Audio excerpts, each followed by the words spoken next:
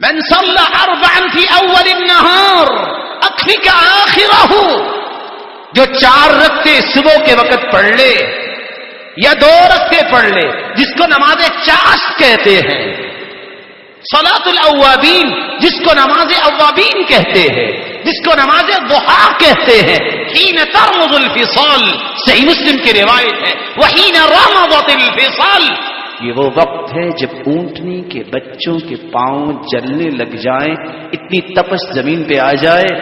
رب کا وعدہ ہے میرے بندے، دن کے شروع میں 4 رکعتیں تم پڑھ لو، باقی سارا دن میں تمہیں کافی ہو جاؤں گا۔ کیسے کافی ہو جاؤں گا؟